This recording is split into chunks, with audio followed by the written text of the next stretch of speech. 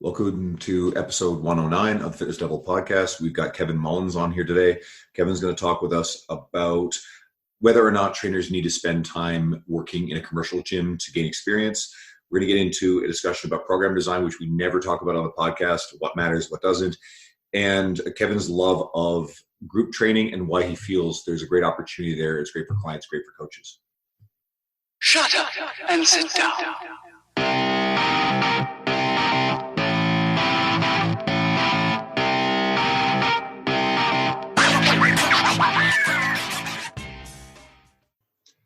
Hey everyone, welcome back to our podcast.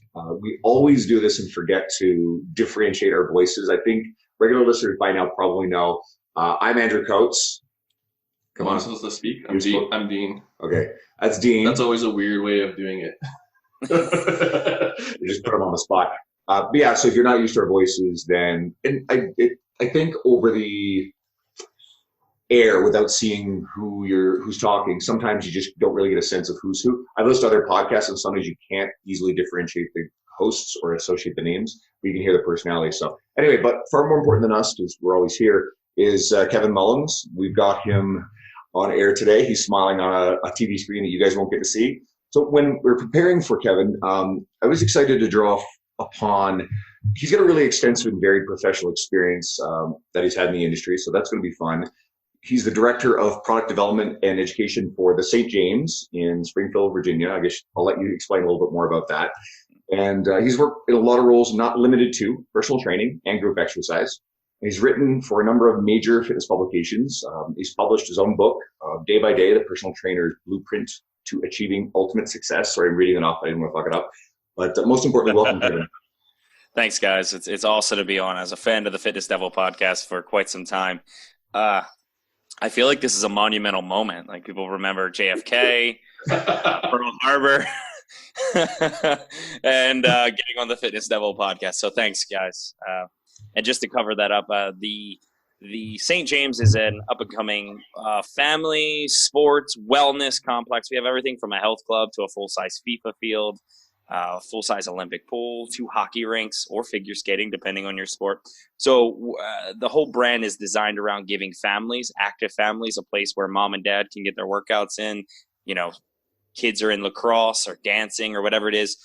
So we're a 500,000 square foot facility in Virginia with other locations coming online. So they brought me in to take my experience in the fitness industry and as a writer and really streamline when we develop products, whether it's a lacrosse program or upgrading our personal training, streamlining those things so that it looks good to the customer and works on the back end. That's kind of cool, just because we had this talk with Sam Pogue, but there's more work in this industry than just training. Yes. You know what I mean? And I would argue that's the advice I give to young trainers more than anything else is don't think you just have to do sessions. Don't think that the only way you can make money with your passion and your knowledge is to show up at a gym and give hour after hour. Sure, that's the core of it, and we all got to pay our dues. But eventually you start proving certain things. And in my case, I've always kind of felt like a little bit of a fitness imposter anyway. I love training. I work out. I'm in rather good shape. But I'm not the guy who, if I don't get my workout in at 8 p.m., I'm knocking down the walls if I've had a good intellectual day. So I've always come to the industry from a slightly more intellectual perspective. And then training has obviously been a sanctuary for me. So, you know, being in this role, I don't necessarily get the same contact hours with clients or the gym floor, but it's still good work. Well, this actually leads into the first thing that we sort of slated to talk about, and I'll sort of go through it. We've had the emergence of Instagram and more online stuff, more boutique options for trainers. So there's long been an argument that trainers need to spend time working in a commercial gym setting. First part is, does that argument still remain valid today? Or, and this is, you just mentioned Nick Tuminello off air before, and this is something Nick and we talked about on his episode a while back. Are we guilty of being gatekeepers to a new generation because it's the way that it was done before, the way that we did it? And are we now saying to the new generation traders, well, you have to do this as well? So open up to your thoughts. I'm gonna answer it backwards. So I'll address that second question first. So I definitely agree. There's some level of gatekeeping, right? And that happens in every industry. Being in the DC area, I've trained a lot of doctors, lawyers, politicians, and there is definitely in every single industry this sort of, well, this is how we did it, so suck it up, right? Law is the perfect example where it's like, well, when I was in my 20s, I billed 2,000 hours a year and I made money and ate pizza and suffered, right? So it's like it's this culture that is brought on generation after generation. So yes, I think some of us trainers are at this place where we think, well, I put my hours in and you should too. However, the answer and the question are still very valid because nothing will ever replace cold hard experience. And I would argue that the best experience you can get is being in a commercial gym, especially in those younger years where you're training all different body types, all different goal sets, all different psychological orientations, right? I think it actually would harm a young trainer to end up at a badass place like Cressy. And I'm not saying anything about them, but if I'm brand new to the industry and all I know are high performers and people who get after it, the first time I come across a client who's like, can we just do a little bit and then I leave, right? Because that's personal training is ultimately occasionally having a client where you're like, look, we're going to do 20 minutes of exercise and you're going to talk for 40 minutes, but they love it, in a way you take on the therapist role. And so to get back to the core point, it is still valid because you have to get your experience somewhere. And if you can latch on, like I was fortunate to be with Sports Club LA and then they were bought out by Equinox. I put in a lot of hours, tens of thousands of hours, leading into 20,000 total hours of experience between training, group fitness, and master instruction to where else was I going to get that level of density and just training clients from 5 a.m. to 9 p.m. day in and day out for 8 years. That's insane. In fact, like I haven't really calculated the math recently, but in the space of about 9 years, I think I'm somewhere I'm well north of 10,000 hours, but and I'm a prolific coach in terms of like hours on the floor of clients, but that's an extreme numbers. So yeah, I mean, and there are people who've done significantly more than me. I've known trainers in our region who've done 300, 350 sessions in a given month. Obviously there comes a point where you have to question the quality, like how attentive are you actually? But for me, I was in that grind season where in my mid-20s, I was single. I just wanted to work. I enjoyed seeing those paychecks. When working at a place like Equinox, you get paid fairly well. I know with Tony Gentlecore's episode, you guys talked about John Goodman's study on how much trainers are earning. Like I'm fortunate to say that I'm on that upper end of the spectrum because of the city that I'm in, Washington, DC, especially this zip code is one of the wealthier areas of the nation. And so people are affording a higher price point. And then when you start doing 150 sessions at that price point, it adds up quick. And so then when you see that hit your direct deposit, you're like, well, I can't slow down now. That is something I definitely experienced too, is you get used to making a certain level and it's never quite enough. Yeah. And the company I was with for a really long time, they actually paid well by industry standards. Now being an independent contractor out of the Evolve Strength gyms, it's even better. But you do get used to that sort of thing. And God, even if you feel like, that quieter month, like 5%, like slower, whatever, you start to mentally freak out a little bit, which is totally ridiculous. Yeah. I totally understand that mindset. He says that, but he freaks out every month. He literally thinks his business is collapsing every month. That's not true. But part of that is a sign of caring, right? So one of my favorite words in English language is stewardship, which is just to care, right? So it's like you are a steward of your business. And so you notice those deviations. How many trainers out there aren't taking analysis to it and they're worried about putting up the next Instagram post, or they're worried about how many followers did I gain today, when it's like, no, how many sessions did you train today? Because that's really what's going to pay your bills. This actually brings up a point. I've had a lot of conversations with people in person about, I don't know if you've read the Nassim Nicholas Taleb book. Oh God, what is it? It's not Anti-Fragile. Anti-Fragile, yeah, Anti-Fragile. Jesus, slipped my mind for a second. And he talks about, the illusion of security and stability with a traditional salary job. where, you're guaranteed. And I know a lot of trainers will jump out of the industry at some point because they're looking for something guaranteed. Mm-hmm. But I agree with what the book says, that we're actually the ones who are more robust and anti-fragile, in that if we notice that something, our business is dipping off by a little bit, we can do a lot of things to work at it to compensate for it. We can shift gears a lot. We can work harder. We can promote ourselves and market. So if we can't really, outside of some extreme situations like your gym burning down, you can't lose all of your income in one shot the way a layoff can happen to someone who has that illusion of security. So I think, especially for trainers who feel stressed about that particular point, you have an enormous amount of control over your outcome just by the efforts you put into it. If you're listening to this podcast, you're probably the type of person who thinks that way. Mm-hmm. And I believe that this is something you can do for a very, very long time. But any business that you own, any chiropractic clinic, anybody who owns anything, a gym, is someone who still has to work at their business month over month, year over year in order to sustain and grow that business. It's not an automatic thing. So getting stressed out because, you're worried about where the next client's going to come from. Guess what? Anybody who's involved in business feels that way. And if you have a salary job with a larger business, well, how many large famous companies have imploded? Blockbuster, Enron, Kodak, and there's a much Circuit City. I think this is like the second time you brought up Blockbuster. No, I gotta say though, man, I got nostalgic real quick. I know, I was like, Blockbuster. Right? And anybody who was, enjoying their corporate salary with any of these companies just, within the last months before some of these companies imploded, in some cases like Enron, it was kind of overnight, or Fannie Mae, Freddie Mac, whereas a company like Blockbuster was in decline for a long period of time.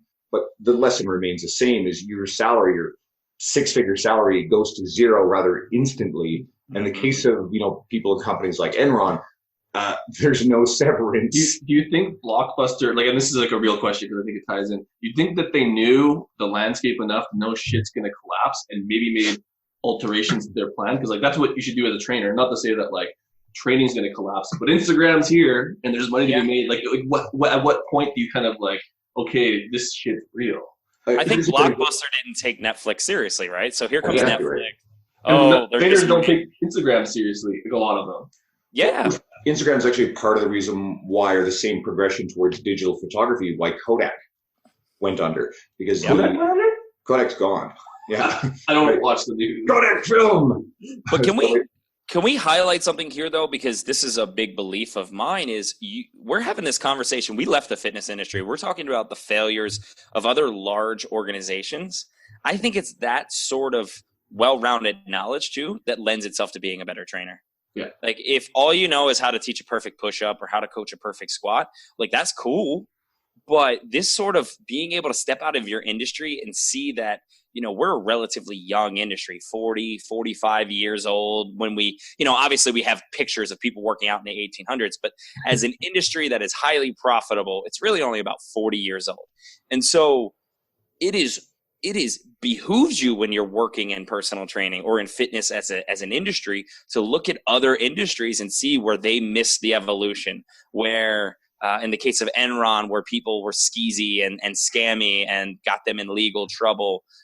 Or you could even look towards the successes. One of the things I always reference is the music festival industry, right? Yeah. You can convince hundreds of thousands of people to descend upon a field to, granted, there's some altered states there, but you're effectively telling people to pack in like sardines and pay a premium for it just to hear their favorite music that they can listen to on Spotify or on YouTube, right? And they can even watch videos of them after the fact. I actually went to Tomorrowland this year. It was a lifelong goal of mine to just check it out. In Belgium? In Belgium, yeah. One of my clients was there. So was it week 1 or week 2? Week 1. It was. You and my client were at Tomorrowland at the same time. He doesn't even remember it. He was altered. Yeah, no, there are definitely things done there. I lived in a tent. I showered with wet wipes. No, they had real showers, but there was the wet wipe shower. And then when it died down and the line wasn't insane, then you'd go shower for real. But nonetheless, I just bring up that reference because there is an industry driving people into flow state, right? Getting these people into these places of euphoria and togetherness and whatnot. And as a trainer, one of our goals, or any fitness business, is to how can you be so entertaining to the point of addictive?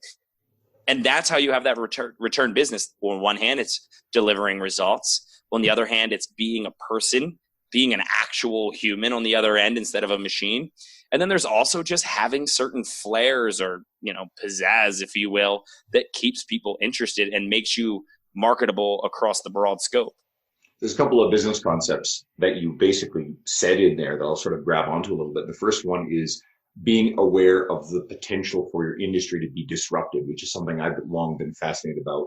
When we look at the personal training industry, I know we've had this conversation with numerous guests, where the interpersonal relationship, you just talked about that, that'll never go away. There are probably people as we speak trying to design a perfect app, or it may eventually get to the point where we get into artificial intelligence, certainly other technological aids for coaches. And I know online training has grown a lot. So those things are theoretically threats to our coaching business. But I tend to look at them as opportunities that might actually help us become better coaches. But you still got to be aware of this kind of stuff. And I'm not saying that, being a pen and paper book trainer, like Chad Landers is someone who talks about this. He still has all the logbooks over his entire career. He's been doing it for 27 years. So he's just got these stacks and stacks of books. I use a tablet. I have it all online now. But that stuff is, someone like Chad will never go out of style because I don't think there's anybody better at relationships with their clients and long-term focus on that. And that will cut through any disruption. But we still want to be very aware of how our industry is going to change, not just the next 4 or 5 years, but in the next 15, 20 and beyond. And then the second thing that sort of falls in there is the concept of blue ocean thinking. So if anybody doesn't know blue ocean versus red ocean sort of business theory, red ocean would be a bloody, saturated industry, traditional industry, whereas blue ocean would be a relatively new, pristine sort of place that you've created something. I think a good example is the Apple iPhone, iPod. We've had cell phones before that, but what they did is they created something new within an existing industry. Starbucks coffee and the whole Starbucks experience of drinking coffee and being able to charge a premium it was a blue ocean market when they kind of went into it, and that's why they're the dominant player there. Now other companies are coming in. So instead of just thinking about diving into the traditional space and being competitive with this saturated market, you can, as a trainer, brand yourself in such a way that you're creating a slightly new or very new or different experience that no one has seen before, or it's not really there in your town, and that can draw people in because it's better than what is already being offered. 100%. And I think a really good fitness industry example is just the rise of boutique studios, right? Yeah. So for years, people, an Equinox, a Sports Club, a Lifetime. What is the big brand in Canada? I always forget it. Good Life. Yeah. Good Life's the big Canadian one. Yeah. And so they have a spin class. And sometimes it's good rhythm, sometimes it's performance and metric based, but it's a hodgepodge. But then you have a place like SoulCycle, which is the mecca for people who they want results, but the results actually begin to matter less than the experience. And, I know we're going to talk about group fitness a little bit because I'm very pro group fitness for the bulk of the population. So I don't want to dive into that yet, but, they succeeded because the market wanted a more customized, specific experience, and they gave it to them, right? They nailed it. And so when we're a fitness professional or a fitness brand or a trainer, I think the key, though, is that your differentiator needs to be your personality and presentation and not the fundamentals of exercise, right? I get perturbed when, a younger trainer or someone looking to reinvent the wheel is like, oh, no, I discovered a new muscle contraction. I'm like, did you? Tell me all about it. And they're like, yeah, it's called a reverse eccentric. I was like, so an concentric attraction, And so I'm going to write about it. Yeah, you look, that's effectively what Orange Theory did. And I'm not throwing them under the bus, but all they did was they took Epoch and that sweet spot where you do begin to create oxygen debt. They named it the Orange Zone. They trademarked the hell out of it. And they made it so that no other company could claim to put you in the ideal Epoch zone. They basically own excess post-exercise oxygen consumption, which as we now know is not necessarily the full picture, right? Some of the recent data has shown it's beneficial, but it's not necessarily the be-all, end-all to metabolic conditioning. But Orange Theory established its brand and gained popularity because they took a core science principle, threw it at their marketing team, and said, make it sexy. So they didn't violate science. They didn't make up anything. And all they did was present it in such an attractive way that the consumers were just like, give me more, give me more. And so that's ultimately where our industry at is. The blue ocean is not, oh, I'm a trainer, oh, I get people fit, right? Like you don't, I'm always blown away when a trainer's like, I get people results. I was like, do you not think the other 400,000 people in the industry don't think that? Like, of course they do. The difference is that presentation. A lot of it is your personality, and it's also just packaging things. Like for me, I thrived in my career working with older women, say plus 40, plus 35 population who grew up in the women don't lift weights era. And then instead of packaging it like, oh, we're going to bust down the stereotypes, and instead of going right at the throat, I was like, oh, we're going to work this in. And then I mixed in things that they've, grown to like and whatnot. Like I'd deadlift somebody in the beginning, do some overhead presses, some chops, and we'd finish with climbs in the spin studio. I'd plug my phone in, drop a couple good tunes on there for them, and then have them doing like, power work on the spin bike where they were the happiest. You tricked them. Yeah. But no, but like that's an effort to understand human psychology and then make an experience based on that, which I don't think a lot of people take into account. They're like, fitness. It's like this strength and physiology. It's like, oh no, it's not. This is a good place. Something you said will be a really good place to pivot into our next question. And you mentioned trainers and kind of sort of danced around the idea of like trainers coming along and discovering some sort of new training principle. And when I think that usually someone gets away from fundamental strength training or program design and does something kooky and different, that usually is bullshit. So I'll let Dean actually ask the question. Well, fuck, I thought we were going to get to this. Okay, so we're going to talk about program design, and we never talk about this. I don't even know how that happened. I did it deliberately. No, but I'm saying like we don't even. You're the guy that's going to talk about program design, so you better fucking talk about it. I'm gonna kill it, man. But like, so we talked about all this stuff with training and new shit. But like, what are your thoughts on the important elements of program design for trainers, and what doesn't matter but gets too much attention? Because that happens all the time.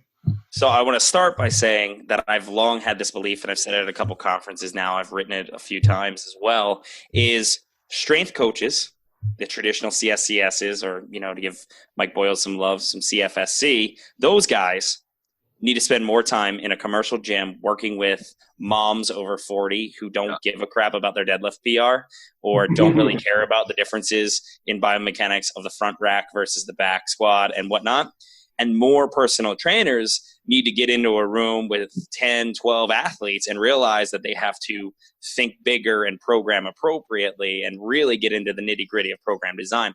So at the core, program design is about knowing your audience. We can argue all day about periodization theory and in-season, off-season. We can argue about, 5x5 delivers this and 8x3 does this. And I read somebody does 8x8s. Oh my God. And, we can get into the nitty-gritty, but ultimately program design starts with who is the person you're training and what are their goals. And that's obvious, but so many trainers are in this rush to show off their knowledge. Like, look at my tools. They're the guy with the trench coat who's got all the stuff under the trench coat. And he's like, what do you want? And so instead of something under that trench coat. What else is under the trench coat?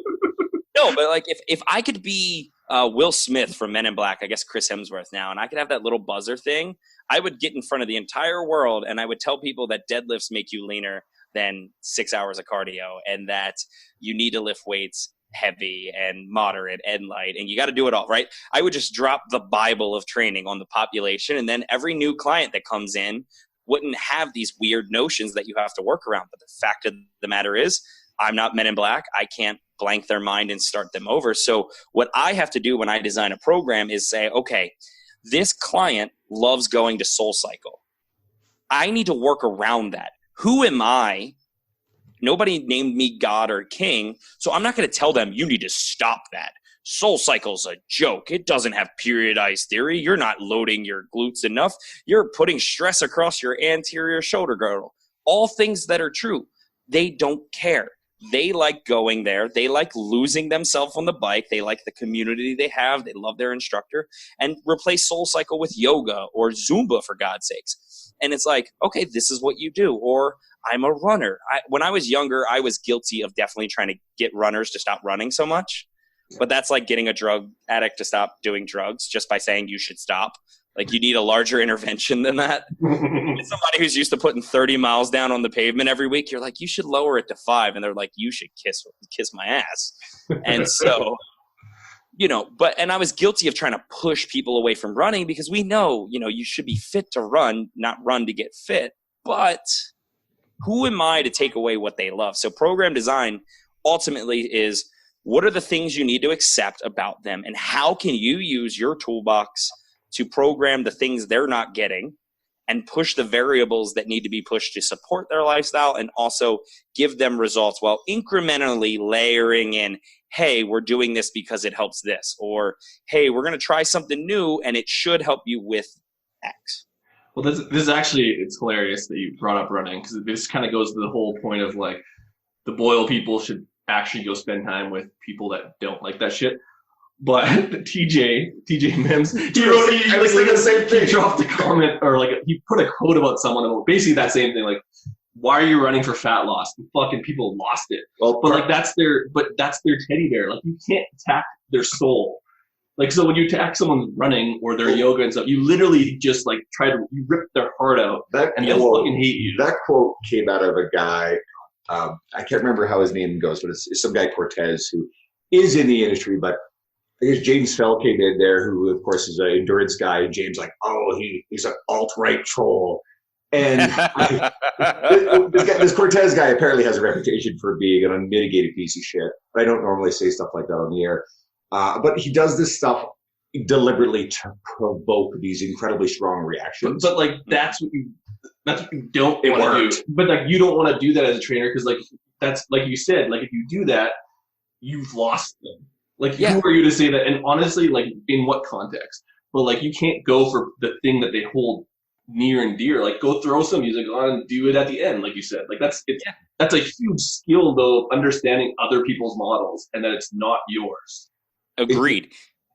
You more or less said something along these lines. I'll kind of crystallize it. You have to build trust with people that you're working with. And once you've established that trust over a little while, then you can actually massage them away from potentially problem behaviors or nutritional strategies. I think this one actually applies almost more to nutrition. Don't massage. Don't literally massage. Actually, don't let me forget this, because I walked into a commercial gym and I saw trainers massaging clients on a table. I'm like, I know that's a scope of practice issue right there. Yeah. But back to this. Establishing trust with them. Let's say you got a client, a great example is they're determined to do keto. If you turn around and say, oh, fucking keto is stupid, or let's say they're going to do carnivore diet, and you just go in there with bombast and tell them why it's wrong, I promise you they're not going to look at you and go, oh, thank you so much for clearing that up for me. I'm going to stop now. They're going to look at you and they're like, now they're going to feel shitty for what they did because they put effort into trying to learn about this. They're seeking some sort of validation. They want to be attached to.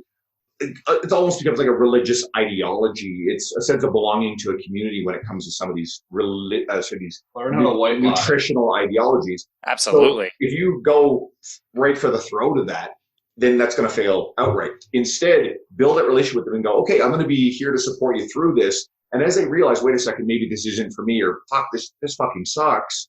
Then you're there going, okay, cool, we tried that. Let's try this. And you can steer them over to something that might simply work for them, or they might like more. Yeah. One thing that drives me nuts is when you get a client or a trainer who's like, oh, my clients just don't get me. They don't want to do it. They do it my way. Well, congrats, It's called personal training, not professional clients. So like, you are a personal trainer. You need to adapt to the person you are training. They do not have to come in with some professional etiquette and be like, well, I'm with my trainer, so anything they say goes. That doesn't mean you can't nudge people. It doesn't mean you can't inform them. But like you said, Andrew, you don't go for the jugular on day one. Years ago, my fiance and I, who we get married in 2 days, we this like relationship thing, counseling, if you will, but nothing was wrong. It was just an opportunity to grow. And we learned this thing called imago dialogue, where it's you now acknowledge someone else's contribution to a conversation or their feelings before giving your own thoughts. So you openly say, Andrew, what I heard you say was, or Dean, what I heard you say. And you create this sort of open acknowledgement that you're actually listening. You're not just waiting for your turn to talk.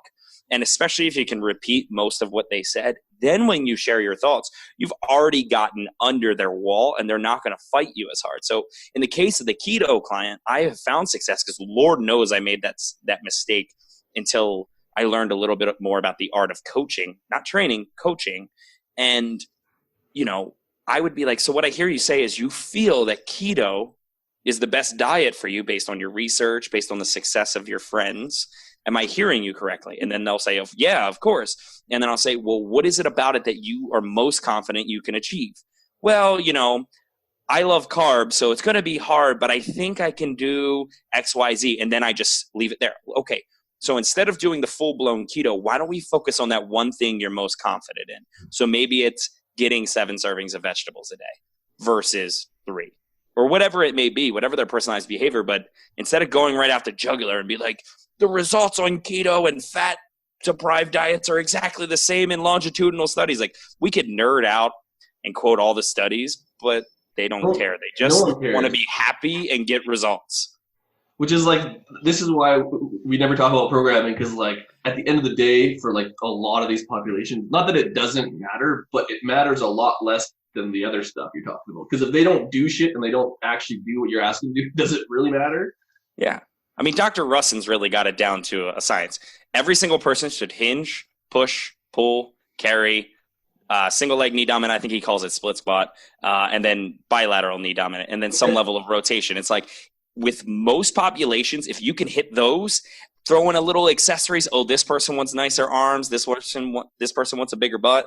This person wants to be a little faster on the treadmill. You then add those things, but you hit the core functions of human anatomy and physiology, and then you dot in the things that make them happy. And at some point they will care. Like, not to say that they don't care, but they won't care about the numbers. But when they do, then you have your in. And that usually a good workout or a good relationship is a back door to the stuff that you want to do anyways. Because they will at some point buy in to that. The perfect example is a client who comes to you injured, right? And maybe they had a trainer before that babied them. I definitely have a client in my mind right now while I was at Equinox that his previous trainer, smart as can be, she was a rock star, but she definitely had a overly functional, well, if don't have all this rotation, should we really be lifting? And too granular of an approach. And meanwhile, he's gaining body fat around his midsection. He feels lazy and sluggish. I looked at him. I'm like, yeah, you're definitely still fighting that hip extension a little bit, but we can work on that. Within a couple of months, he was trap bar deadlifting, eventually sumo deadlifting, and he's in his 60s. Now, I'm not sitting here trying to, be like, all right, you're going to follow Greg Robbins' program, right? Or we're going to take it right out of Greg Knuckles' book and just load the crap out of you.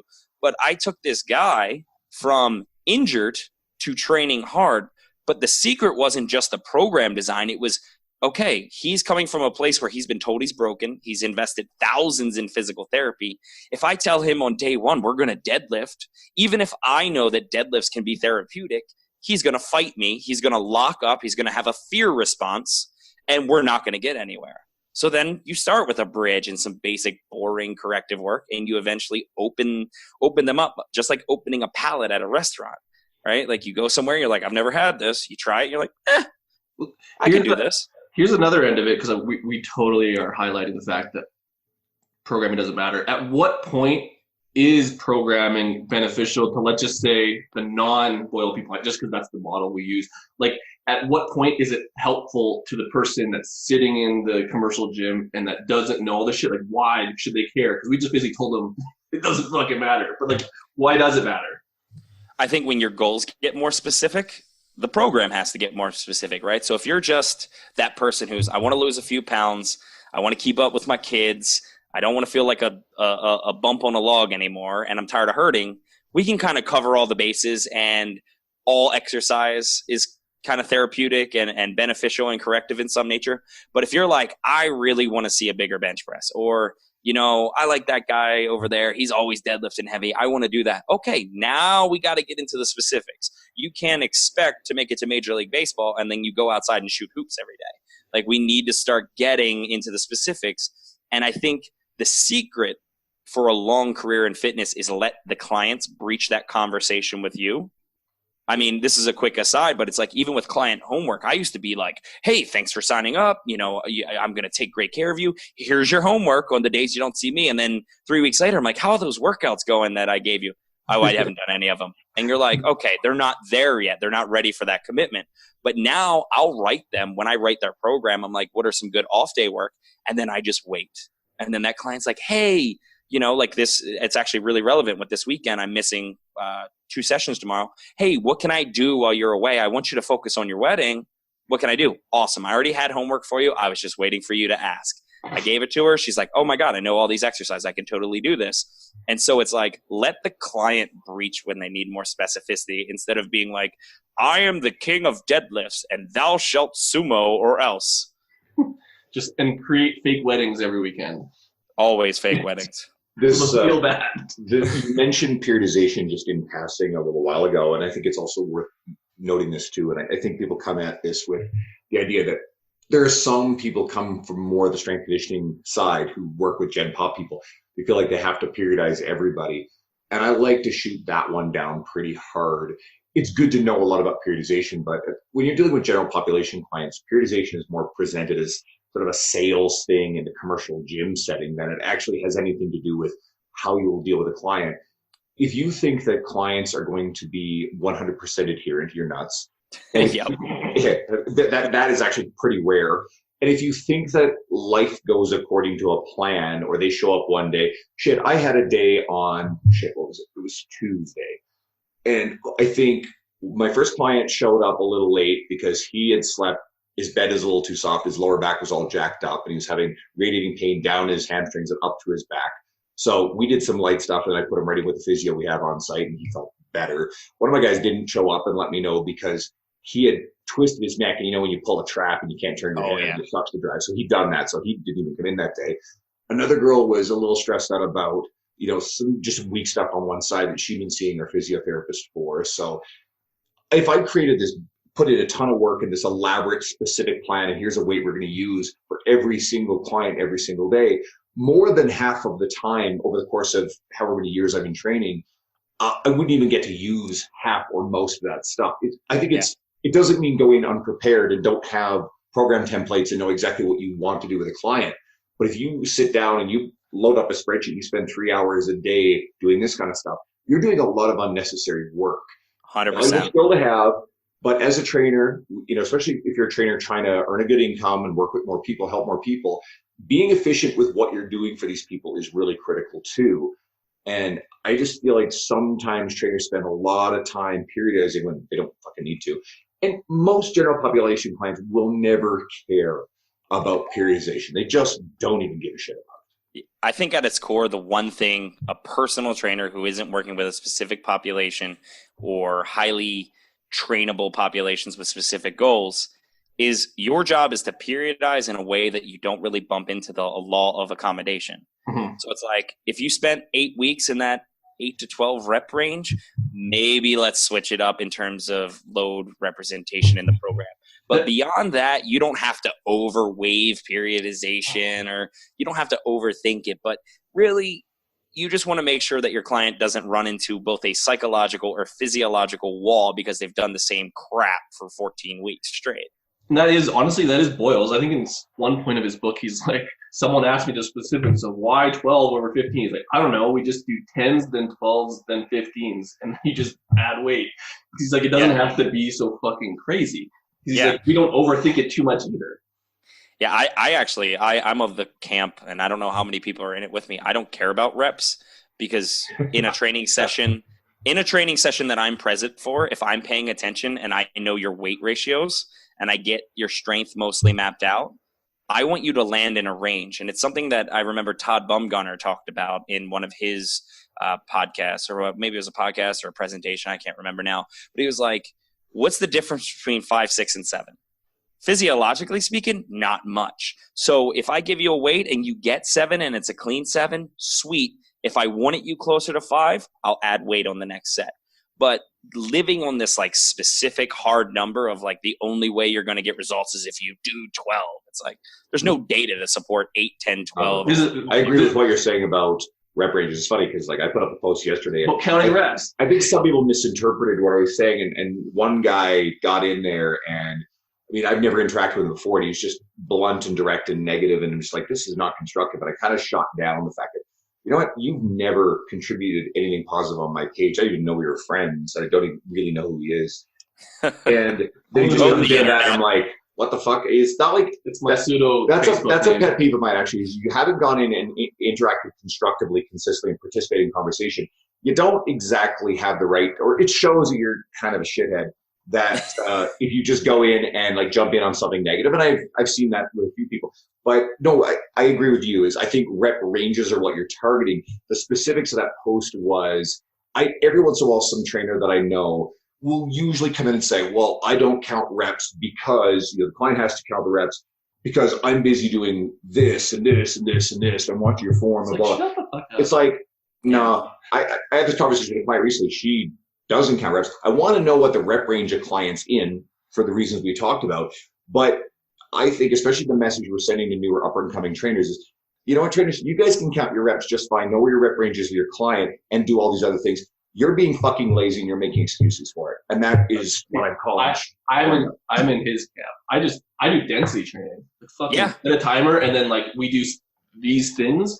And I just had this conversation with my group yesterday. Was like, I ended up doing more weight. Like, why are we doing it this way? I'm like, because it all regulates itself. The days you feel good, they end up doing way more. I'm just looking for a certain intensity. Like, obviously, I have a set range, but it doesn't matter. And when you have time, it literally doesn't matter, because the people who don't work hard end up working more, and the people who work hard just work hard. Well, that applies to and then they self-limit too, because it's self-regulating. Yeah, they limit themselves, and the people that literally sandbag it just end up doing more. It's the best thing ever. Well, from a program design perspective, density is really a personal trainer's best friend, right? So whether you sell 30, 45, 60-minute sessions, you have a fixed amount of time with a client, right? It's not just this, we're done when we're done. And so if it's like, okay, the average client is 2 or 3 minutes late, they got to warm up a little bit. So, okay, I'm down. If I have a 60-minute session, I'm down to 50. And I'm going to want to bring them down a little at the end. So I got like 45 minutes of sweet spot. So what can I do? Periodization isn't your friend. Like, so like, because like you got to do 4 sets at 87%. Like you said, in that set of time, it ain't fucking happening. No, it's not. Like, it's not. And especially because they're like, I have to hit this weight, so they got to be prepared and all this stuff. It ends up taking 30 minutes to do one set. Yeah, and one of my pet peeves in a commercial gym is when you see somebody who's super into powerlifting, and like, more power to them. Yeah. I'm a decently strong guy, but you'll never see me post some weight that, is impressive. I learned from studying powerlifting and messing around in the 1s and 2s.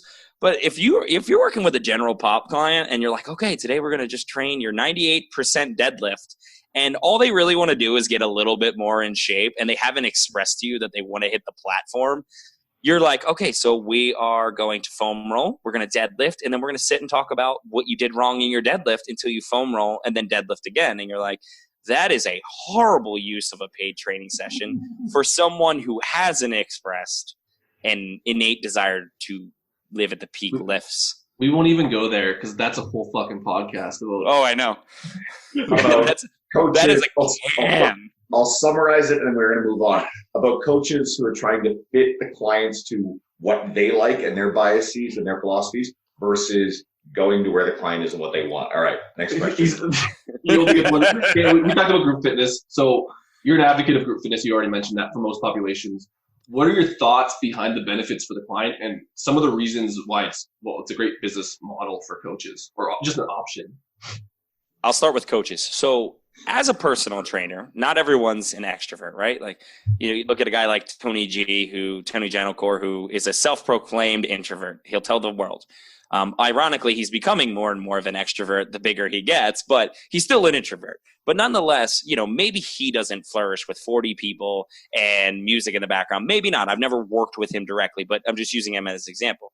But if you have an extroverted bone in your body, and you like music, you like people, and you like controlling a space, group fitness is an awesome business builder. It's a great reputation builder, and it really works as a client funnel, especially when you're in a commercial gym. If I lost a client or two at Equinox, I would say something at the beginning of my next class, be like, thank you guys for coming. You guys are rock stars. Just so you know, my 8 a.m. on Tuesdays is open if you want to get a little bit more one-on-one attention. And without fail, maybe not the first time, but within a week, someone would be like, hey, is that 8 a.m. still available? Boom. I didn't have to go bug membership. I didn't have to go walk around the floor for 20 minutes. I already had an audience of 30 to 40 people who like my personality, like my coaching style, mostly like my programming. Maybe they don't know my one-on-one style of programming, but they like what I do in the group. And so they're already bought in. So if really the sale's already made, all I just got to do is present them the options and show the TLC that a one-on-one session has versus 30 people in a room. But the key is, because I am an advocate of group fitness, you have to elevate it. When you go into a class and you just see somebody getting burpeed to death, or it's squats followed by lunges, followed by deadlifts, followed by squats, followed by butt lifts, followed by this, and you're just like, oh my God, can you let their legs rest for 2 seconds? There is definitely an ugly underside of group fitness because it doesn't have the same barrier to entry. All you have to do is have some pretty, I don't want to call them a weekend cert, but a pretty easy to obtain weekend type certification. You have to have a good personality and some level of following, and you can have a class. But if you do it right as a personal trainer and you bring in principles from the strength floor, I'd have a group of 40 people doing half kneeling overhead presses or tall kneeling chops, and then they do squat hops, right? So it's like ebbing and flowing between very structural strength and conditioning and the fun stuff that people come to expect from that environment. And if you do it right, you have built yourself a funnel that will continue to refill itself because people just show up, and you will always have new leads that could go into your one-on-one business. I saw some, it's funny we're talking about group fitness because I was like naive to like what the hell it was, because I had this picture in my head of like a gym and like a bunch of like old ladies doing shitty squats. But someone like followed me on Instagram locally, and I went and like looked at her page, and she was doing the Good Life like group fitness. I'm like, holy shit, like they're super extroverted. I could not do that. So I mean, if you have the personality, like you could definitely make them sweet, if that makes sense. Like, exactly what you're saying. You can put strength principles on it, and it's like they just have music and shit. I'm like, oh, that would kind of be fun. Yeah.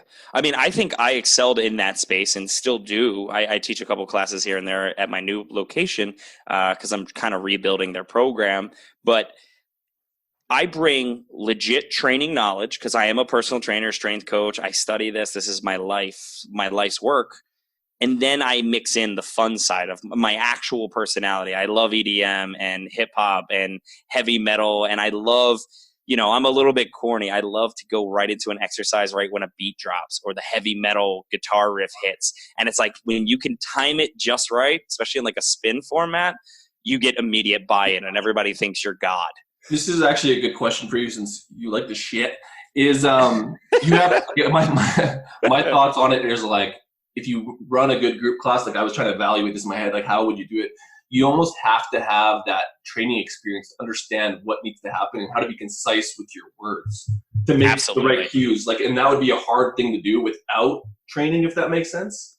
Absolutely. You are external cueing out the wazoo because the last thing you want to do is stop the class and be like, guys, this is your adductor complex. I need you to dial in, meaning big toe, pinky toe, heel, turn the floor, right? Like in an ideal world, we could teach them all that. They'd be great. But you got to say something like fire your inner thighs, close your thigh gap. Or when I wanted them to contract their glutes, I'd say something like put a Capital One card in your back pocket, squeeze your glutes, what's in your wallet, right? It's resonating images for them. Or I know Dean Somerset had said in one of his blogs, I want you to crack a diamond. with Yeah. your glutes. Is that yours, Andrew? No. I just love it. We had to drop the inside joke. We hadn't said Dean's name yet, and you did it without us having conjured up. So mine job. is super inappropriate. Don't let It's okay. Bubba in. Don't let Bubba in jail. Yeah, it fucking works. I've made jail shower experience references too. So So funny story. I live in a pretty progressive city. I can't do that. Oh man, funny story. He may have been on the last podcast I did. We were coaching youth basketball, like a clinic. They had like this basketball camp, and my business partner and I and another guy were running the strength part. And he used "Don't Let Bubba In" to a bunch of kids from 12 to 16 years old, and there was parents in there, and I was like, my jaw fucking dropped. And then afterwards, I'm like, man, what the fuck? He's like, what's wrong with that? I'm like, because this was in like a school setting, and I'm like, are you? I used to be a teacher. I'm like, are you fucking kidding me? Like, you could get sued. Yeah. And it was fine, but we were just like, holy fuck, we have to keep him under wraps. Yeah, I mean, when he first said that, it probably got so quiet you could have heard a mouse fart. Like, no, they laughed. This is why it was bad. They got it because they're 12 to 15-year-old kids, and they were losing their fucking minds. I'm like, they're going to tell their parents, like, because they actually know what that means, and they probably are going to use it again for the rest of their lives. And oh my god. Yeah. But yeah, I mean, to get back to it, it's just coaching people to get the job done. But then it comes into programming simpler exercises, right? You're usually using dumbbells, gliders, cardio steps, body weight type stuff. So it's, the big thing that I teach other group instructors is never mix intensity and complexity. And so good strength coaches know that, right? I can't ask you to do a heavy lift and also add 2 or 3, a tertiary action to it. But, I would kind of program my class where a very thoughtful warm-up, everything from hip 90-90s, world's greatest hip stretch, generalized central nervous system prep, and then all the heavy and complex work is in the first 20 minutes, 15 minutes really. And it's still moving at a group fitness pace, but everything that is heavy and complex happens early. And then we do like a little cardio round. Then you do some core, and then you do another cardio round. And then I had something I called the big finish, which was almost always body weight only. It was the climax. Everybody left drenched. Yeah, stop with the euphemisms already. Well, I see you guys. See, our listeners can't see that I see you and you see me, so I'm playing off y'all's face. But, I would just... Sorry. Dean just giggled like a schoolgirl on air. That's the big finish is going off her face, and that's not appropriate. But yeah, so I just get real simple with the exercises, like basic push-ups, basic squats, jumping jacks, you name it. And then we're just driving aerobic metabolism at that point. And people ate it up because we were able to hit every nail on the head, and they were happy, which leads to that first part of your question that I haven't answered yet is, why should so many people do it? And the answer is, we shouldn't be striving for perfect as trainers. In an ideal world, like I said, I'd have that Men in Black thing. I could just be like, you should deadlift more and front squat and definitely do some presses and rows. But they're going to do what they want to do. And so we should never get in a client's way if they want to take a group format. And ultimately, there is so much data out there on joining communities and how communities can inspire us. And so if you have a person who works out 0 days a week, and if they join this group class, even if it isn't bustling with the top end physiology, even if the person teaching it isn't an industry expert, but they're, better than the participant, and they join this community of people who say, hey, we also walk on Saturdays. Hey, we like to ride bikes or take this spin class on Thursdays. You should join. You take a person who is otherwise afraid of the gym environment, and you suddenly give them a safe, community-driven space to get engaged.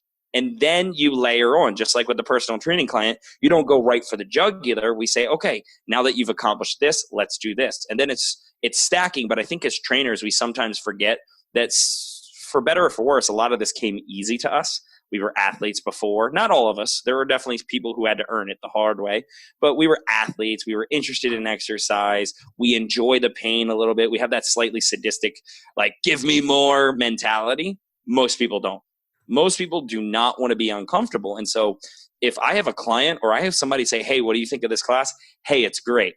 It may not do everything you want, but if you think you can go on a regular basis, by all means, you should go. Yeah, it's better than nothing. And another thing, which I didn't highlight before, even on the trainer perspective of doing this, it'll allow you to see your blind spots as a trainer, because the stuff that works when you explain things super thoroughly don't work in those settings, but they do work the other way around. If you learn how to streamline your coaching, it does help in your personal training to make things more effective. Oh, 100%, because, you know, you don't want to be talking while somebody's working, right? So you don't want to be over explaining your cue. If you can get down to, you know, chest up, hips down, drive, awesome. Like I'd even say that's too wordy. So like up, back, down is one I use for deadlifts a lot. Is up is the chest, back is the hips, down is the feet, right? And up, back, down, go. And so they know what that means at some point. And so it sounds like I'm giving the Konami code a little bit, but what I'm really doing is trying to simplify the message from my mouth so they can focus on working. Because we've all been there where someone's talking to you or they're cueing you and you're trying to do and think and feel and hear, and it's just too much sensory overload, and usually the doing suffers. Yeah, and you want to tell them to shut up. We should highlight the book that you wrote and has been circulating amongst our industry. So let's shout that out. And then I want to see if there's anything you've read that has influenced you a lot, because you're clearly well-read, well-versed in a lot of different stuff within and outside of, you know, personal training. So start with your book. All right. So I wrote Day by Day, the Personal Trainer's Blueprint to Achieving Ultimate Success, because I love sort of the daily meditation books. I'm a big fan of Ryan Holiday's Daily Stoic. Now that's on a more spiritual, holistic level. And one day I was flipping through and I was just like, what if there was something for personal trainers and fitness professionals to look at that covered all the topics of the day-by-day grind? There are tons of books on program design, tons on strength and theory, right? Like we could read Mel Siff, you could read Nick Tumanillo, like there's a million books. But no one's really written about like the day-by-day grind. One of the tips in there is the very first tip in the book is someone is always watching.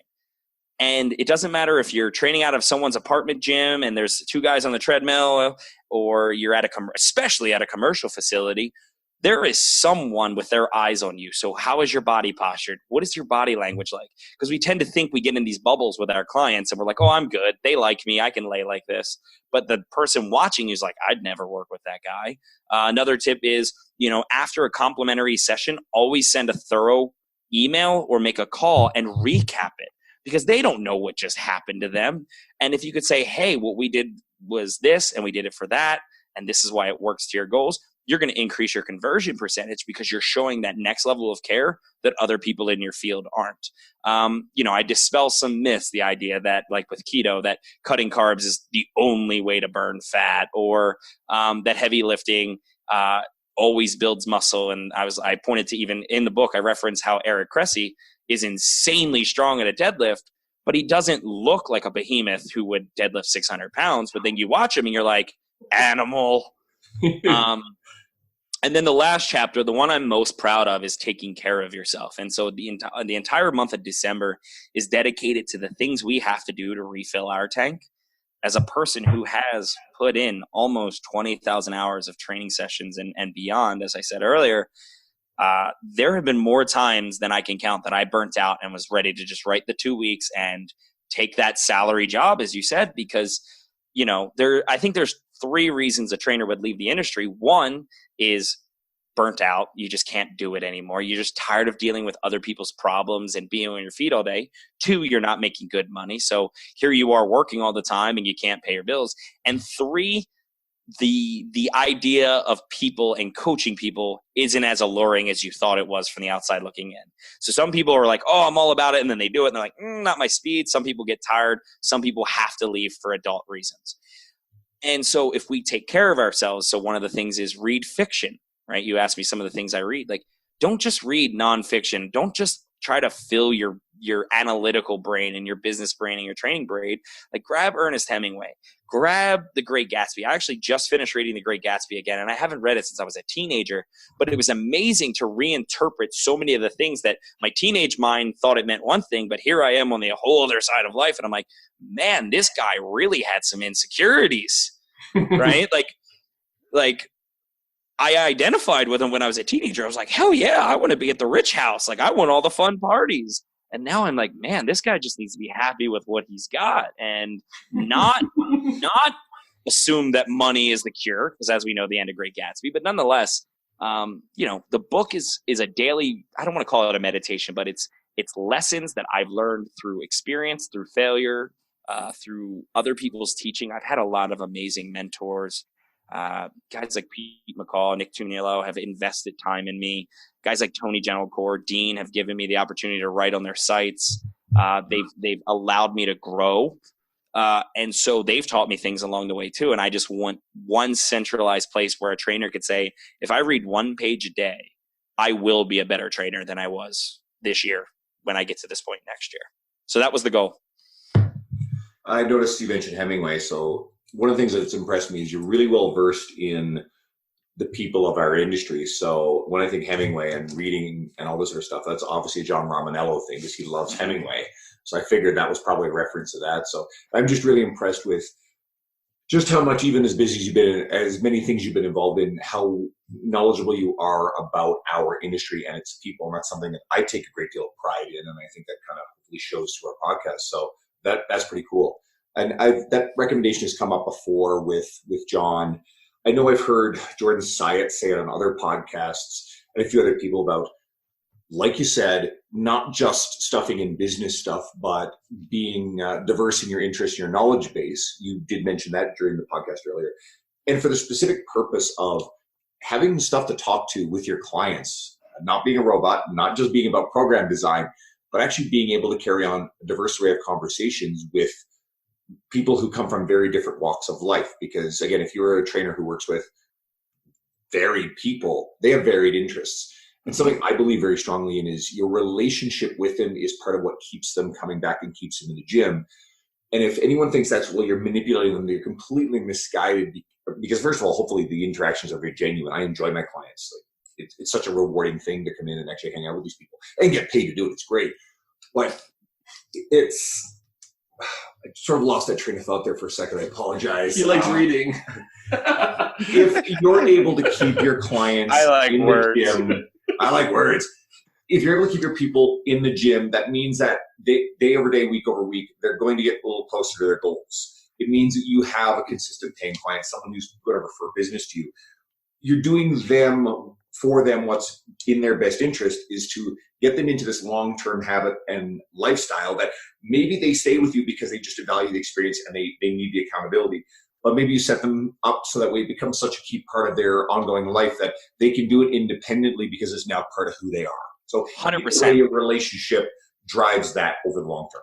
I think it was John Goodman who said this, was people hire the trainer, but eventually keep paying for the person, right? Totally. And I had to learn that quickly because being in DC, we're, again, a affluent market, an educated market. So, I'd have some new trainers at Equinox come up to me like, you always have great relationships with your client. I was like, do you read the newspaper? No, I hate the newspaper. Well, at least read a couple pages or have an idea of what the headlines are because they care. Like, this is an educated, informed city. This is not the type of place where people are surprised by the news. Read fiction, do things that diversify your knowledge and skill set because people want to be surrounded by interesting people, right? Like, we've all been to a cocktail party or a happy hour and the person's like, I do this and it's great. And you're like, and there is no end. You're like, that is you. You are an analyst. You are a trainer. You are this, and that's fine. You are an expert, but at least when it comes to your personality and culture, being able to speak to remembering the streets of Barcelona and being able to talk about, a political crisis in a foreign nation, you don't have to be an expert on it, but just showing that you have some level of worldliness, people will be like, wow, that's a cool dude or a cool chick, and I want to be around them. Oh, by the way, they're also the best trainer I've ever met, and they help me every time I'm with them. Even just for networking purposes, we talk about conferences and whatever, continuing education. If you show up those things bland, you get a lot less out of them as opposed to meeting people and being interesting, because that's usually how people gravitate towards that. They don't gravitate towards the guy who's exactly the same as everyone else there. Yeah. And then from the networking perspective, and this happens, on a small scale other places, but I've helped clients meet each other and then they've forged business deals worth millions where they were working out maybe 2 hours apart, so they never really crossed each other in the locker room. They knew who each other were because they were at big firms or big account places, and they had just never been in the same room. And then they'd be like, who else do you train here? And I'd say a couple names. You train so-and-so? I'd be like, why? You want to meet? Oh my God, I've been trying to meet him for years. And then I had a breakfast one day. I was like, okay, I have 8 a.m. off. He trains at 7. He trains at 9. I'll have breakfast right in the middle. And I introduced them. And by the end, I walked away, went back to the training floor. And within a year, they had a business partnership between their two firms. And so, that's the other side of being a trainer is just like we can tend to look at our clients and what they can do for us. But also, like, if you have something in your back pocket, be the key holder. So, Andrew, you asked about other books that influenced me. I would argue the number one book in my life that was a absolute shock point was Never Eat Alone by Keith Ferrazzi. Great book. And the idea that networking is not a dirty word and that if you really want to get ahead, do for other people without asking for anything. Always connect, always reach out to people, always keep your network alive, and do so much for others that when an opportunity presents itself, you're the first person on their mind. Yeah. So there is a little bit of self-serving in there, and that's okay. You can be for others and for yourself at the same time. And so that book, without a doubt, made me think like, man, I really want to build a network of people who rely on me. Like, I've helped clients. I know Dan John talked about this. He's like, if your clients don't have a good dentist, help find them a dentist, like have a veterinarian you trust. Like, be that person that if they ask you a question, you can send them on their way, and it's a very positive interaction. Yeah, I've trained my dentist for years. I've sent other clients to him. I've trained my realtor for years. I've sent other clients to her. There's tons of examples of this stuff. So yeah, you can create value in other people's lives. And if you're supporting someone else's business, guess what? They're much more likely to give you referral business and stick around and continue to support you. Plus, you're putting money in their pocket that helps them continue to afford working with you. Right? Isn't it amazing how we could have a podcast and just argue about periodization, program design, theory, and we could spend 6 hours. But what this hour just really came down to is being a great personal trainer is about being a great person who trains. Yeah. I love that. Not an asshole. Let's leave it at that, but we've got to make sure people know where to find you. Yeah. What's the best place to find you? Instagram. Where do you write? So I'm gonna own it. My Instagram is weak sauce right now. I think my last 5 posts have been Tomorrowland and my fiance, and maybe one workout. I'll get back to that. My website is the best, kevinmullinsfitness.com. I post hyperlinks to anything else I write.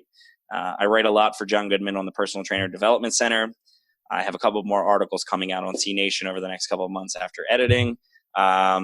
And I will be presenting at a variety of NSCA conferences, SCW Mania, and then possibly IDEA here on the East Coast. I'm waiting back to see if I got in. They haven't said yes or no yet. I've been really impressed with just, not just the knowledge base, but also, I said this about Jade Tata in his podcast. Jade was just magic with language and human interaction, but I can see why you've been really successful, because if anybody listening, just if you go back and just mentally process how you speak, how you put words together, and how you form relationships just through the way you speak. I'm sorry, and I'm doing a terrible job of this all of a sudden. That's some trailer park boy shit right there. Yeah, that's some trailer park boy shit. See, just brain is not functioning yet today. But anyway, so I'm impressed with it, certainly, and I hope that everybody pays attention to this sort of stuff and why this sort of thing matters when you're dealing with, other humans, because we don't personal train computers, we personal train people. Absolutely. And if I can have a parting message, one, thank you for that. I take a lot of pride in being an intellectual who also works out. And I put way more thought into things than my therapist thinks I should. But the lasting message is, if I can influence our industry in any way, is be the type of trainer who goes wide before worrying about going deep. Learn a lot about a lot. Don't be afraid to be a jack of all trades for a little while, then go find your niche, but learn what's out there in all different disciplines, experience things. If somebody says, hey, I want to build a home gym, do you know anything about equipment? Just say yes. get on GymSource or whatever website and price it out for them and help them do it so that you learn more about the price of equipment and whatever it is. And so a lot of my experiences have been things that I said yes to that I was woefully unprepared, but I got to work, I learned, and came out the other side with a new experience and knowledge base to pull off of. So yeah, go wide, then go deep. Well, thanks again, Kevin, for being on here. We appreciate it. If you're someone who has just found us for the first time because you follow Kevin, well, we've mentioned a lot of names in this that, Tony Gentlecore has been on our podcast recently. Dean Somerset's been on a number of times. Nick Tuminello has been on in the past. And these are a lot of really great people. So if you scroll through a lot of our guest lists, you're going to find a lot of the industry's who's who. You may find some stuff that you really enjoy. And for our ongoing long-term listeners, guys, thanks again for tuning in. I really hope you go and check Kevin out. He's someone I've been impressed with since he sort of got onto my radar. Check out his book. And thanks again for tuning in. Have a great day. Thanks, guys. Thank you. Shut up and sit down.